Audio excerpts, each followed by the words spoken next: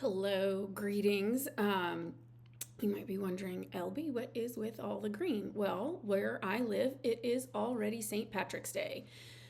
And like any good wife who married into an Irish family, my corned beef is already in the crock pot and going. I know there are other ways to cook it, but give a girl a break. I'm not really Irish, just married into it. And actually having people over this evening to share it with us. But that's why all the green, um, you know, I'm in the family now, gotta support it.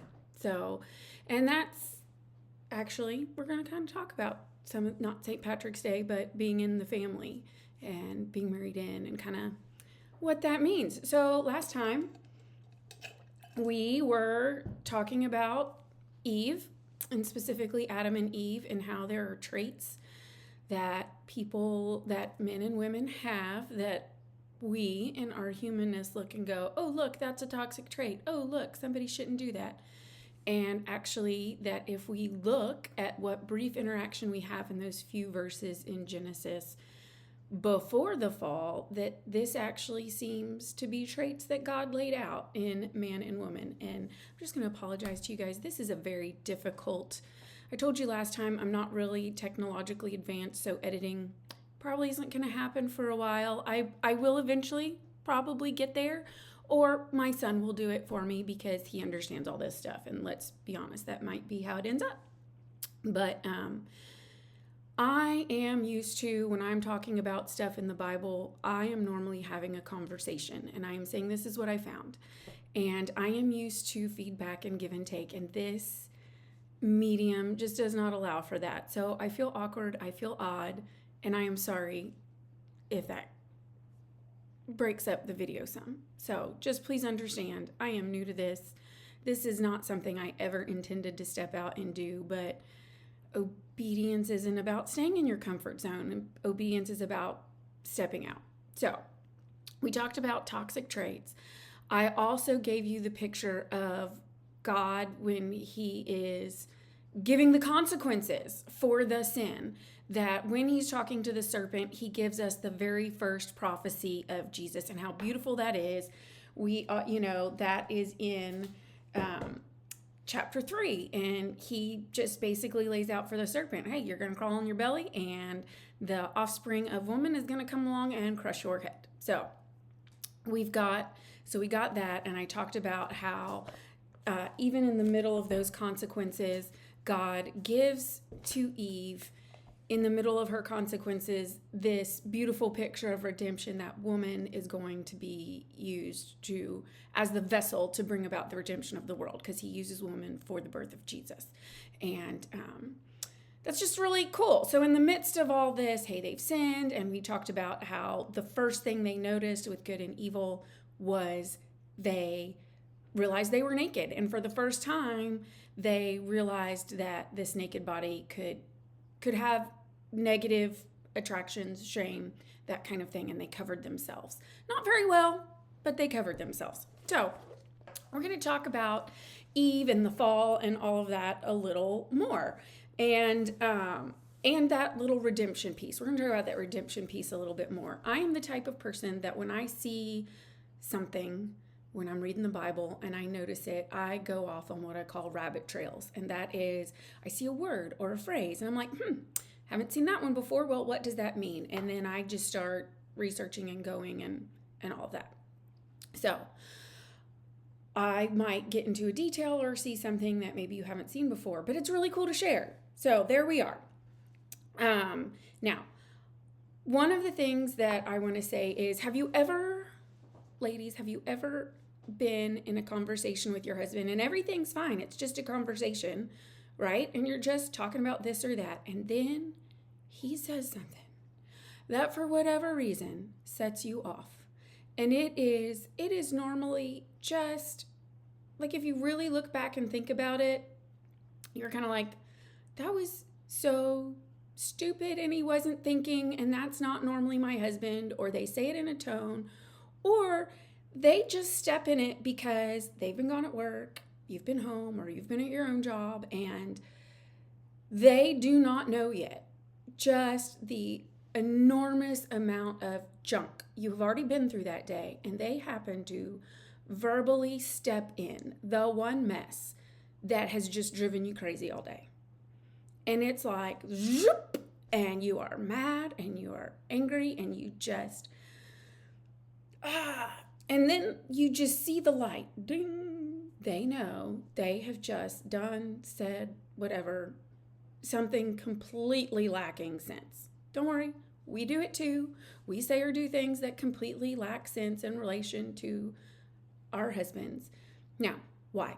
Why is this such a big deal? Well, one is we love them. We're with them. We're with God for them. And a lot of times we look to them to be this thing, this person, or to provide us with encouragement or acknowledgement or whatever else. That may not be healthy. We should probably, we're looking to them to fill a role they can't fill.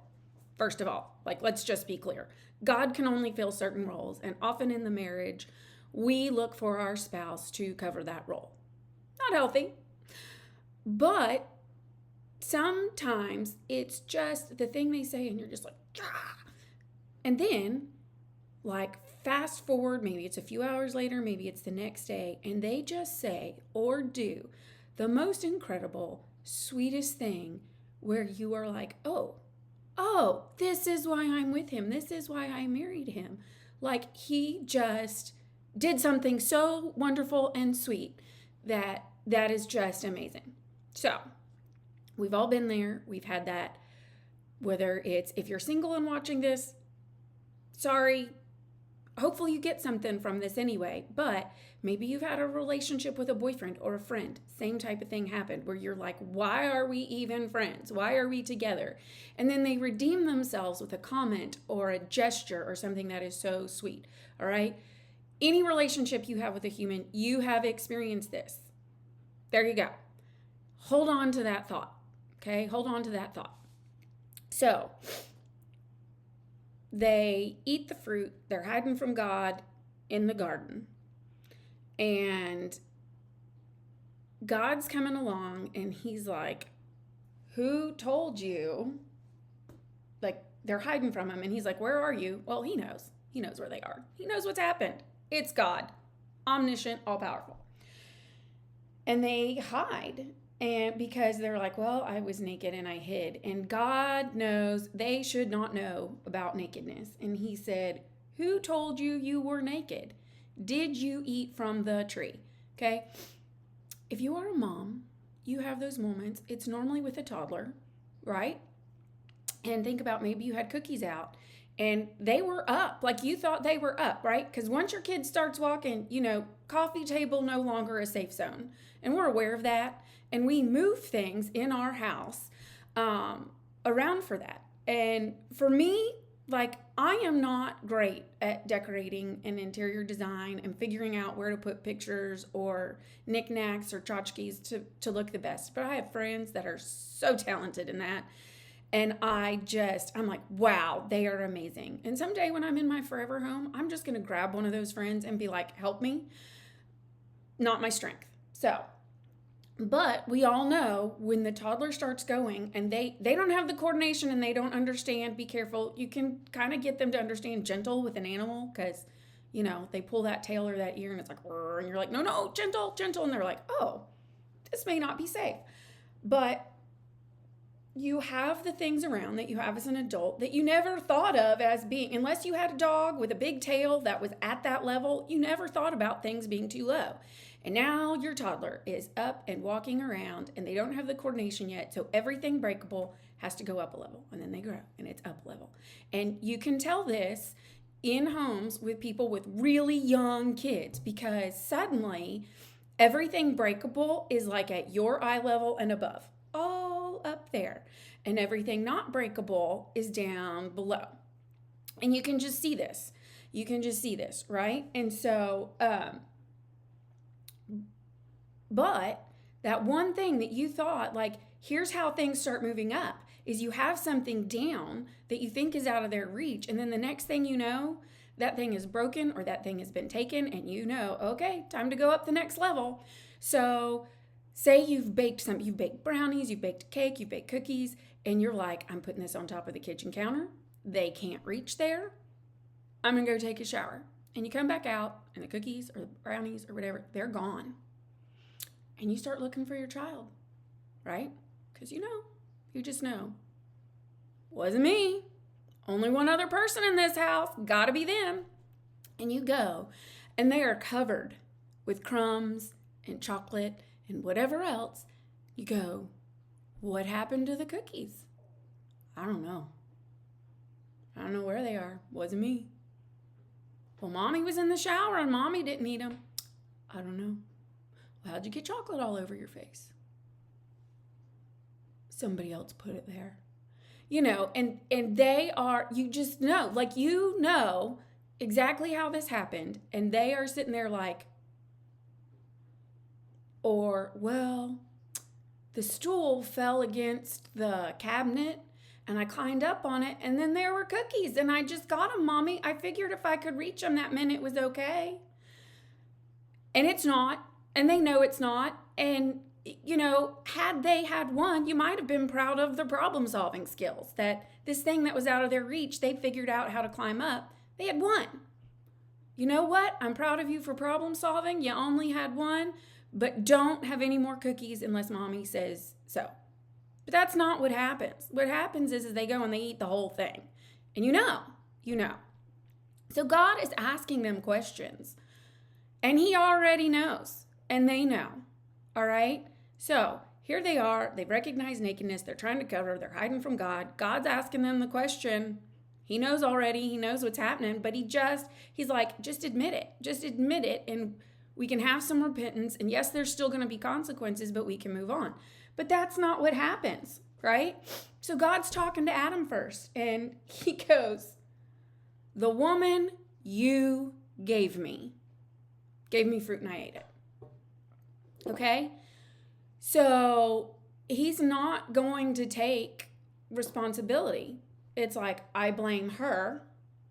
And also, God, I blame you because you're the one who gave me the woman, and she decided to feed me this fruit, right? Now, he knows it. He was there. We already talked about last time. He was with her, not gone somewhere and came back and didn't know where this fruit came from. Sorry, God, I didn't know. She gave me random fruit. No, he was right there. So he can't say that, and he's not saying that. But what he says, the woman you gave me fruit from the tree. And then he finally says, and I ate. But listen to not my fault, God. I ate it, but you gave me the woman. And then she convinced me to eat it, right? Do you hear a little bit of, it's victimhood. And we do the same thing. One of the very first sins, and we do it every day. And you probably recognize it on the news or in your kids, and we're very reluctant to recognize it in ourselves. Right? Not my fault, God. Sorry. This happened. You put me in that situation. I didn't know how to handle it. Right? And it's like, hey, look, God, you gave me this circumstance. You gave me this person. Not my fault. And it is. If God has given you direct instruction on something and you've read your scripture and you know something is wrong, it is just as much your fault. Doesn't matter who's around you. It's your fault, right? And so, but this is victimhood, and a little bit of entitlement. I don't have to take responsibility. I'm entitled to something. You gave me the wrong woman. God doesn't make those mistakes. He always gives you exactly who you need. But it's like, I'm the victim, God. I'm the victim. You put the tree there, then you gave me this woman who went and did it, and I'm a victim. Guys, victim mentality is so dangerous So dangerous, because in our human effort to avoid responsibility or negative consequences, we will play the victim all day long. And it is the first response that man gave. Because it's man and woman together. We are both in the image of God. But man is saying, I'm the victim, God. You gave me this woman, and then she gave me food. I'm the victim, right? And that is such a sin. That is such a sin to play the victim. There are horrific times when, yes, we are a victim. But God is sovereign, and he can absolutely use those circumstances. And you might think, but Ellen, like LB, you've never been a victim. Au contraire. I have. And it's not horrific things, but I have, through no fault of my own, just because I was present, been targeted from other people for whatever reason. And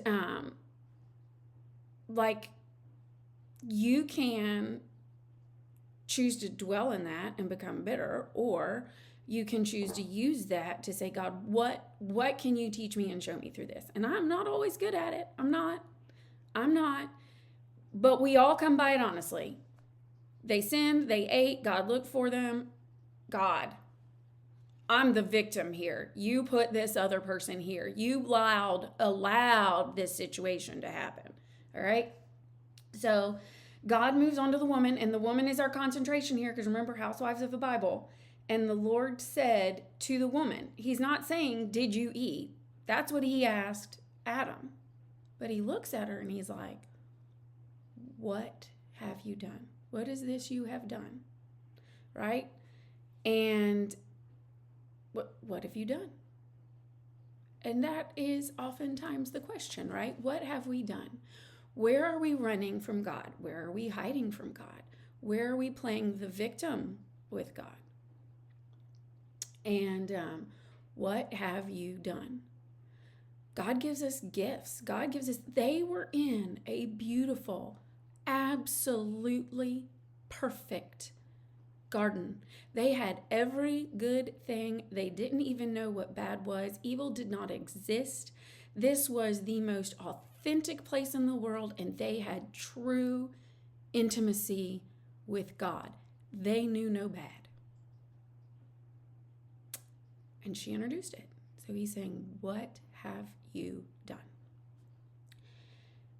And the woman just says, the serpent deceived me and I ate.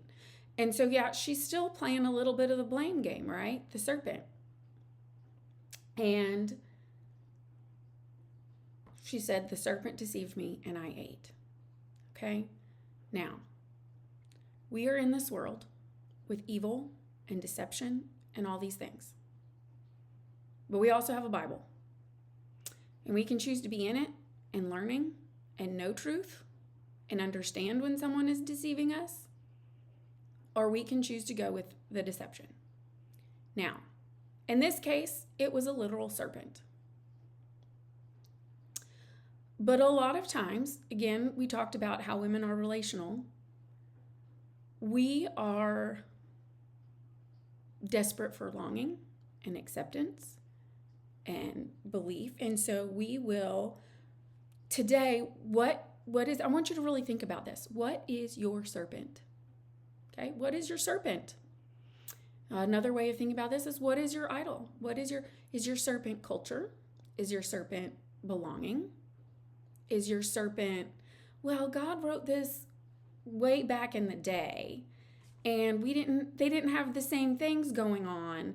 And so God must not really mean this sentence, because this is way back in ancient times and this is how they viewed things.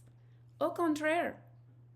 All right? That is, your culture is whatever excuse you are using to not follow God, be obedient to God, or to choose to have that intimacy with God to know what he's saying. Or maybe you do have that intimacy with God. You know exactly what he's been telling you. But You're going to choose to believe the deception instead of walking in truth and obedience. It is tough. It is absolutely tough. And I told you all last time, I am a spouse in a situation where I move a lot. Past few summers, I've moved every summer. It is not fun. Especially because you're ripped away from whatever friends, support group, whatever you have, and then you're in a new situation and you're in the middle of maybe a completely new culture. And you don't want to offend, so you might go along with some things just to not be put out, isolated, whatever. What is your serpent? What is the thing today that you are allowing, and I will say this, allowing to deceive you and you not do what God has laid out for you to do? It's there. You have your own serpent. It's not a literal snake, but you have a serpent that you have allowed into your heart and mind that is deceiving you. And it's tough. It is so tough because we don't want to get rid of those things, right? And so here we are. We've got the serpent. She says, this is the thing. And I want to point out something to you. I actually made this comment with a friend the other day. As I am preparing this, I'm really looking at Housewives of the Bible, and I'm actually way off Eve. I'm ahead, right? I'm in a different book, chapter, whatever. But I'm writing down things that I see. And we're going to get to Zipporah, and there's so many things about her that I'm like, oh my gosh, I didn't even look at this. I didn't know this. And, but there's an instance where Zipporah on her own is obedient, right? And she's not doing stuff by committee. She's just stepping out, being obedient, and in the process, preventing the death of her husband, right?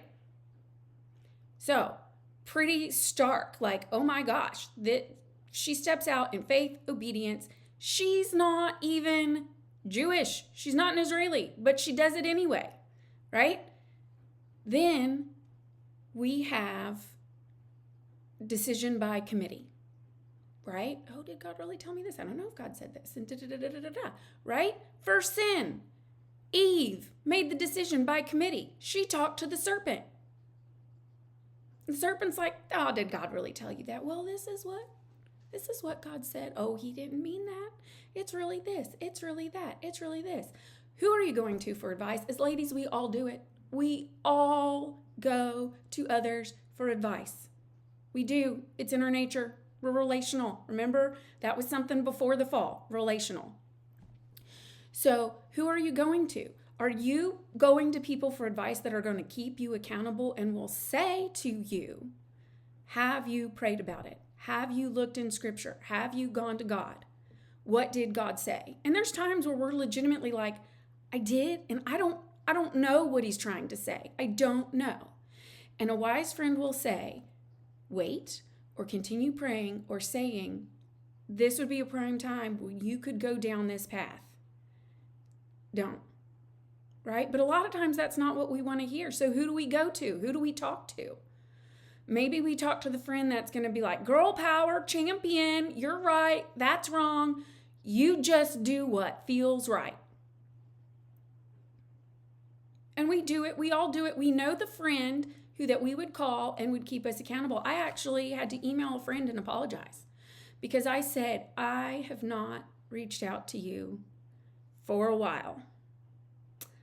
And the exact reason I have not reached out to you is because I know I have not been obedient to God, and I know you are the friend that is going to say to me, if God is telling you this, you better do it. Now, she will also be on the front row cheering for me and urging me on, right? But it wasn't what I wanted to hear. It wasn't what I wanted to hear. And I finally had to say, I am struggling with some things, and your voice is the voice that God is using to tell me to do something different. So I'm sorry, I have not reached out, and this is the exact reason I haven't reached out. Right? Like almost a year of like with a, yeah, hey, I miss you. but nothing of substance, because I knew that would be the friend that would hold me accountable and say, you better do this. You know the consequences of not being obedient. And she knew, because she was going to be like, girl, you lead women's Bible studies. You know. And you've been through, I know your story. She knows my story.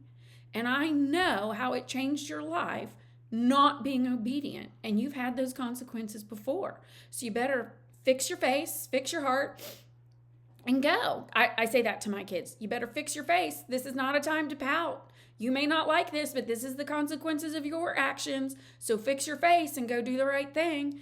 And this is my friend that would say to me, fix your face, go do it. And I didn't talk to her, right? I didn't talk to her. There were a lot of people I didn't talk to about it. I will say that. Like, I wasn't going and getting approval by committee. Thank goodness. God in his wisdom helped me to do that. But I also wasn't looking to go to, like, I'm reading my Bible, but it's like, oh, God, did you really say that? But I wasn't going to the one person that I knew would say to me, fix your face, go do it. The same thing I say to my kids. You know who you are, so thank you if you're watching that. Thank you for being that person for me. And I apologize again for not reaching out, okay? So, figure out, identify your serpent. Don't do obedience to God by committee unless you are really, truly confused. And a lot of times we say we're confused because we didn't like what God had to tell us. Last time I told you all about No Other Gods by Kelly Minter. Another study that I've done years ago, but I keep knowing that this one speaks to me, was Experiencing God by Henry Blackaby. And that workbook, like, it takes you through just a ringer. But that book really says, how do you know God is speaking? How do you know God is speaking, and what is he saying? And it goes through the ways and the hows of what God does. But say you haven't taken that study and you don't know to look for it. I will tell you, you will read a scripture that you weren't thinking you were going to read, and something will pop out at you. And then you will hear a sermon. A friend will make an offhand comment, not even knowing that this is where God is directing you. And suddenly everything in your life is lining up and you are hearing this same message. And sometimes we're like, God, I'm busy. I don't want to hear this right now. I'm going to turn off Christian radio and I'm going to turn on my streaming or my whatever for just something not in the Christian world right now, just in the regular world. And son of a gun, if there is not a song that is completely not a Christian song, but there is messaging in the chorus or one of the lines or whatever that's telling you the same thing. Okay, I've told some of my friends, God uses Nebuchadnezzar, God uses Cyrus. They were not believers. He will use a completely non-Christian song or radio, podcast, whatever, and he will still give you that message. And you better know at that moment, like, okay, you are pursuing me with a message. Maybe I should listen. All right. But experiencing God, one of the things that they say is we get into these things where we're doing something and God has called us to the next thing. Like, we're supposed to give up that thing, move on, and go to the next thing that he's given us. And what happens is a lot of times we're like, but we're comfortable here. I finally reached expert level here. I am helping people here. That must not be what God meant, because I'm doing good things here. I'm just going to stay in this position and doing this thing. But not only are you being disobedient and you're going to have the consequences of that, you need to move on, because God has somebody else he's calling to that position he's calling you out of. And there's someone else he's working on to call into that position. And you're in the way of someone else's obedience. So think about that. You're not only, and here, Eve didn't only get deceived by the serpent. It wasn't just her. She gave to her husband as well. So when you're in a position that you should not be in, you are not the only one getting those consequences. There's someone else who is unable to be obedient because you haven't moved out of the way. Or because you're not providing the example and they have their own excuses, okay? So when you sin or are being disobedient, or you're pursuing the sin, you're following the serpent instead of God, you're following the deception, that does not just affect you. It affects those around you. And Eve's deception affected everybody. And she's saying the serpent deceived me. But can you imagine this? She's sitting right there, right? And yeah, she did. She gave it to her husband and he ate it. But she's also sitting there and her husband, they only have each other. There's only the two of them. Has completely thrown her under the bus with God. And not only is he not, it's not, oh, but my wife. No, it's woman. Because again, he hasn't named her other than woman. So from me, you gave me, did this. Right? So she's sitting there and it's like, serpent deceived me. Husband's throwing me under the bus and completely blaming me. Where else can I go, God? Serpent deceived me. I ate. Okay? She's not fully admitting that this was her choice. She's not fully admitting, I wanted to be like you. I wanted to take on your role. I wanted to know good and evil. Right? I wanted to know. I wanted to be in control. I have perfection, God, where I have this relationship with you and you are in control. And I sabotaged it because I wanted to be like you. Now, later on, we'll hear more about the sons of God, but Satan, when he's thrown out of heaven, it's because he wanted to be God. He wanted the worship. He wanted to be followed. He wanted to be in charge. And here it is again. Serpent convinces Eve, you can be in control. You can know good and evil. You can be like God. You can be like God. In Son of a Gun, if we aren't still trying it today, girls or ladies, we're still trying it today. God, I want to be in control. God, I have XYZ information, and this is what's right and just, not what's happening. So I'm going to go in there and intervene and make it right. If you don't find out later that ABC that was not visible to you, you did not have all the information. But in our narrow human mindset, we think we know because woman ate the fruit because she wanted to be like God and know good and evil. And we have this strong yearning in us to have justice and to have the right because we do know good and evil and we don't want evil to triumph. We don't. But at the same time, we are not omniscient like God. We do not know it all. And there are times when he does say, wait in there, have a battle. But there's a lot of times where he's saying, let me fight this battle. Listen to me. Don't eat the fruit. You're not in control here. I don't want you to be in control. And if you're going to know the good, just realize you're going to wade in and you're going to get the evil too. Right? Because when all we have is good, but to know the difference, we're also wading in and getting the evil where God never intended us to be.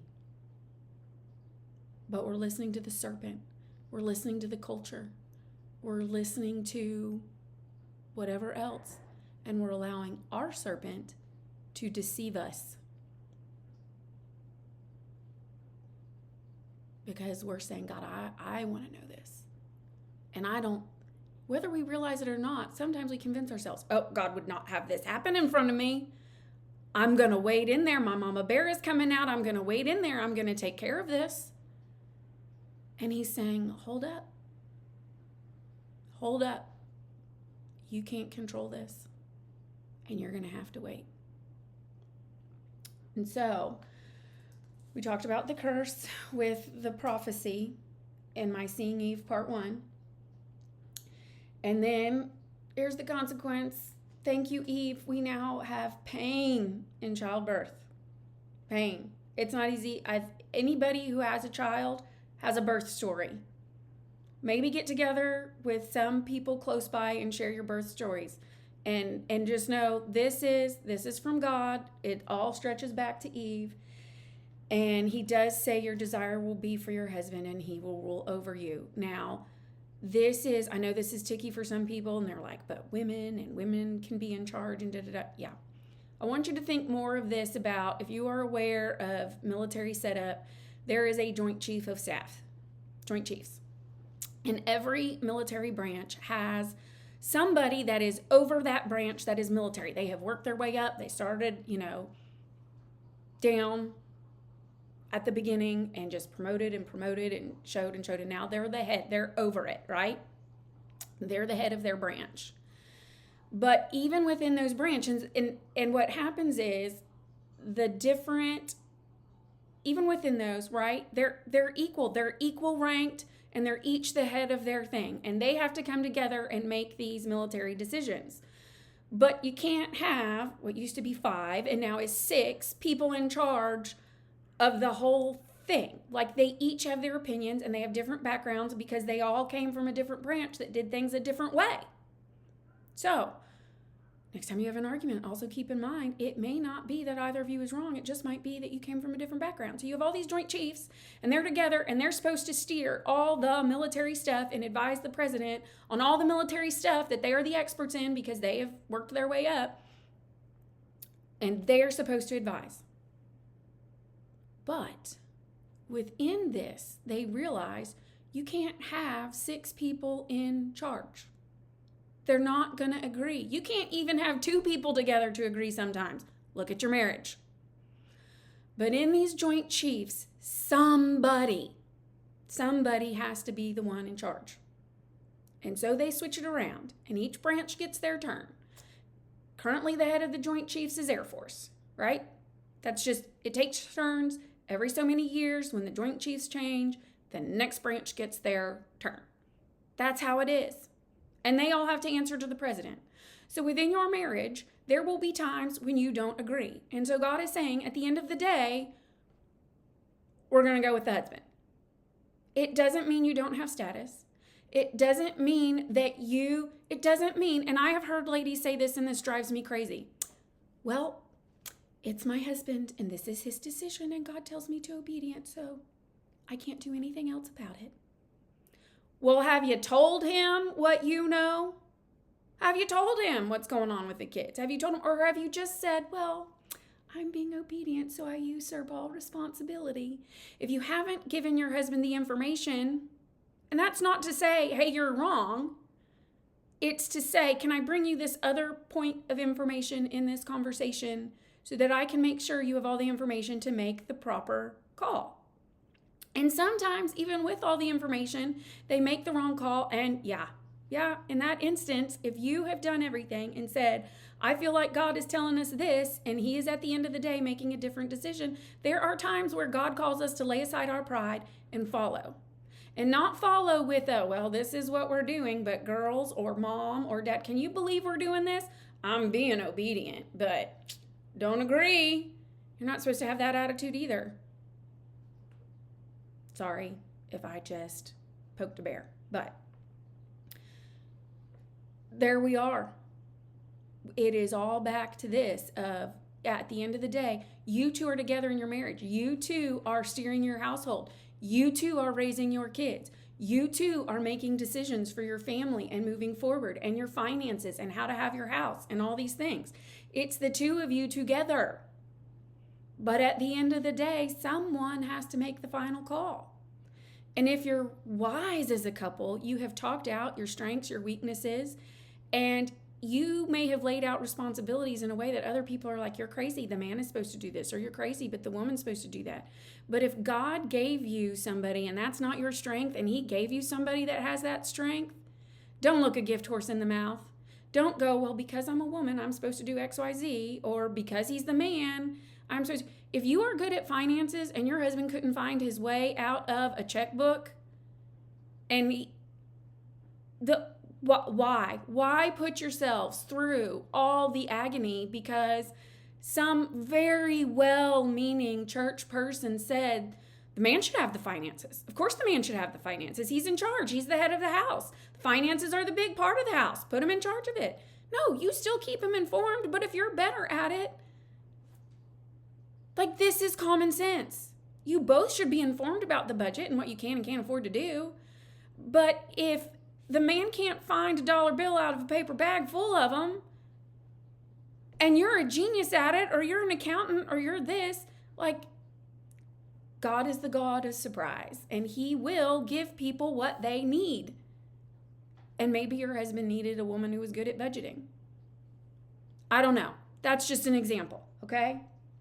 Now, also the man is told, because you listened to your wife and you did what I told you not to do anyway, you're now going to have to work really hard, and it's going to be hard work to provide for your family, to have to have food, to survive.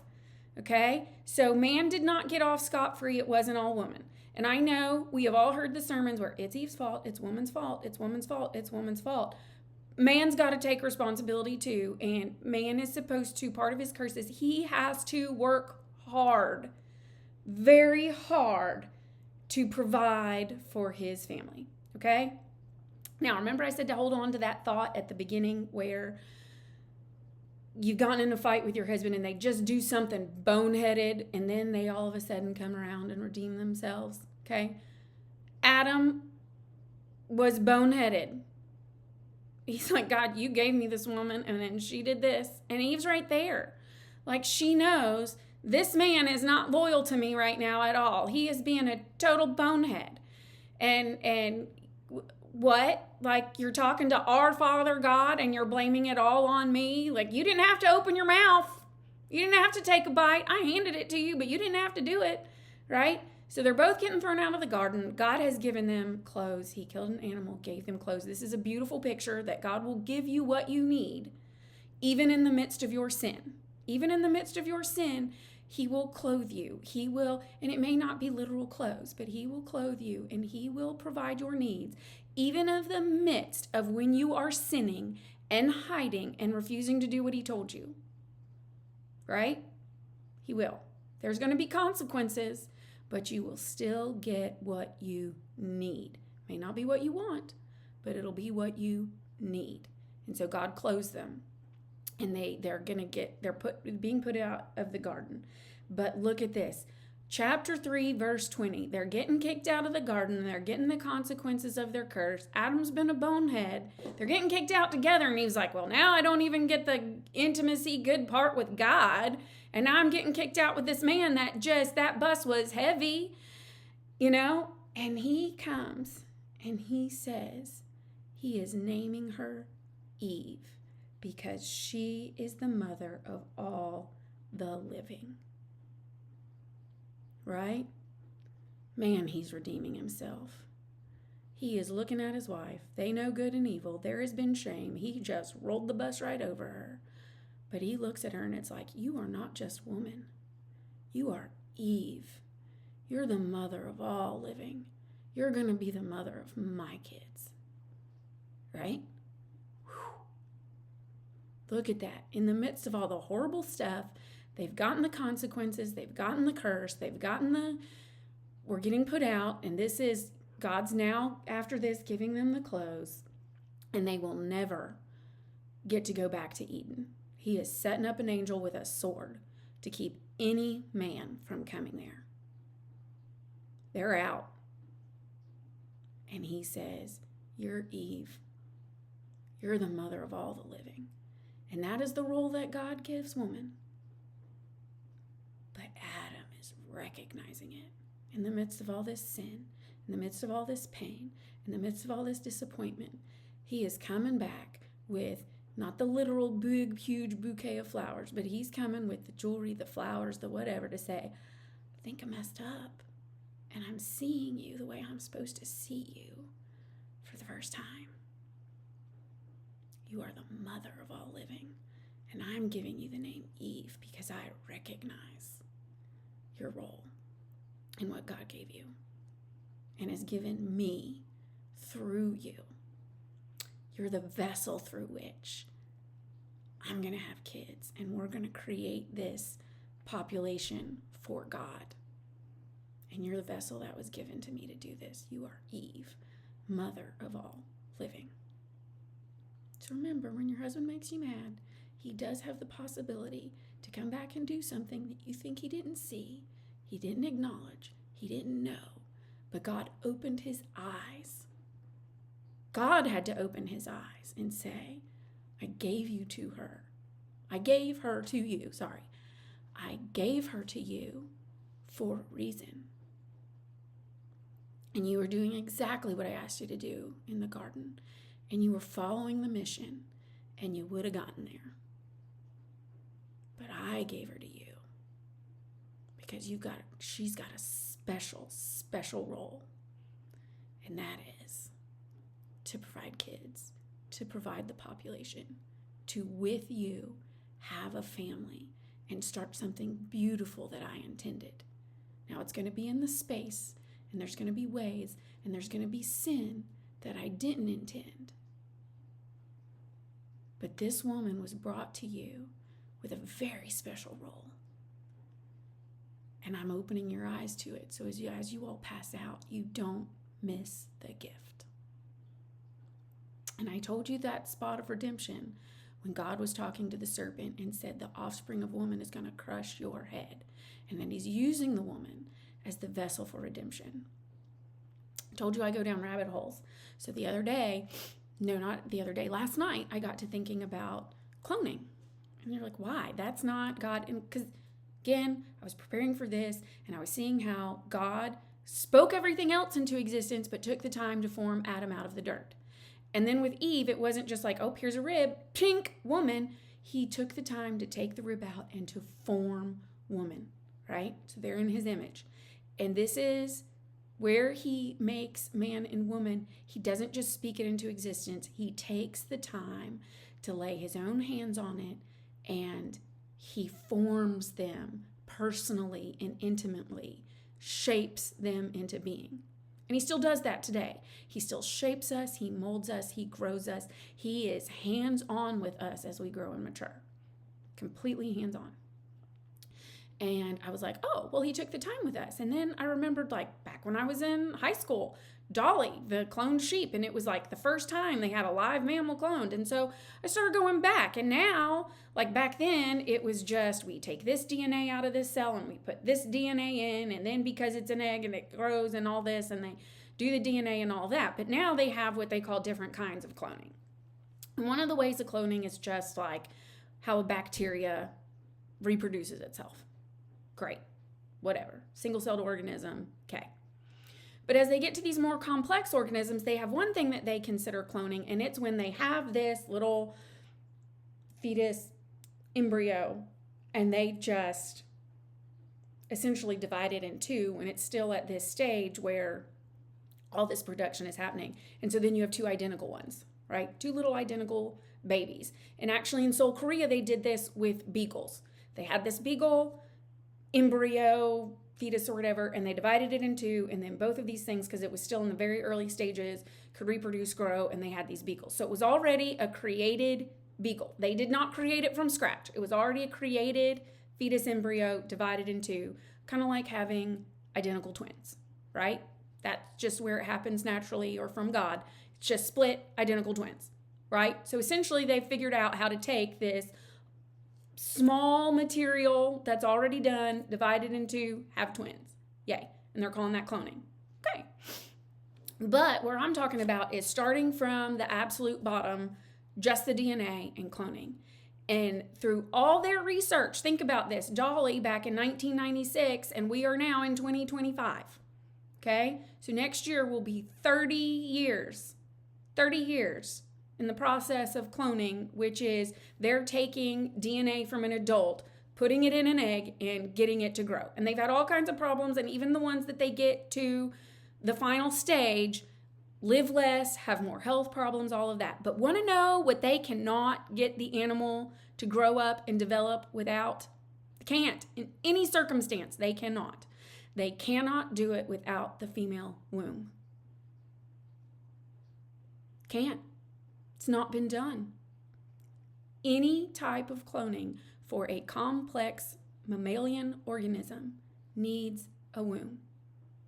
They can create the cell, they can get to that initial embryo, but they cannot grow and mature that embryo and have it have life without the woman's womb.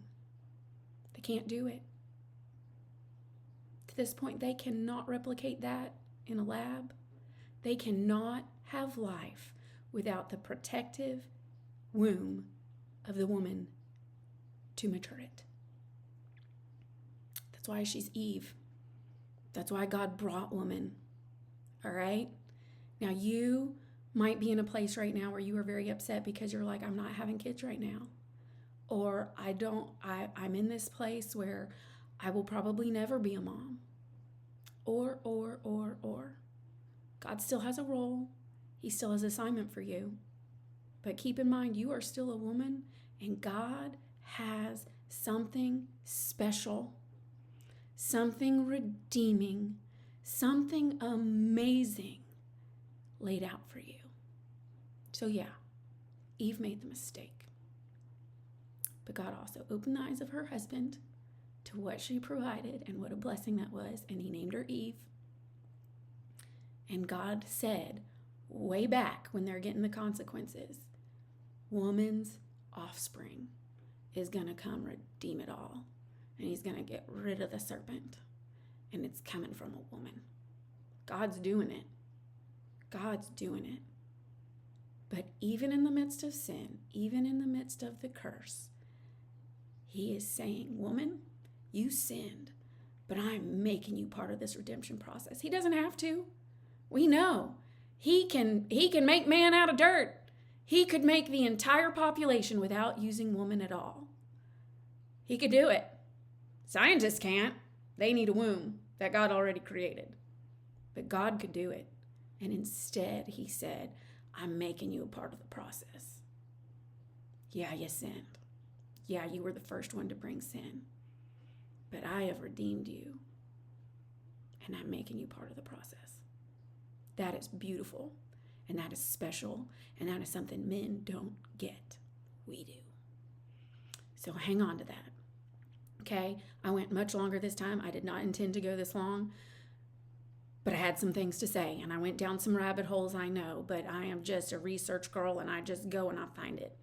Because it has a picture. And it's showing me something about God. And I just want to share it. Because it's gorgeous and it's beautiful. And I want to. So we're not going to go through Cain and Abel, because you should know that one, and they're not housewives. We are going to go through some descendants of Cain. We are going to go through some descendants of Seth, because Abel's weren't there, and we're going to hit some things. But I just wanted you to see this beautiful picture, and I hope it opens your eyes. I hope you go back. I hope you read those first 3 to 4 chapters of Genesis and just see this beautiful picture of what God has given man and woman. But we got something special, and you just need to identify that as we go forward. I'm hitting more just housewives of the Bible, because I just think God has some beautiful things to show us, no matter what your season of life. But being a housewife is not just being a housewife. He has a beautiful, redeeming role for us. So I hope all is well. Thank you for watching, and I'll see you next time.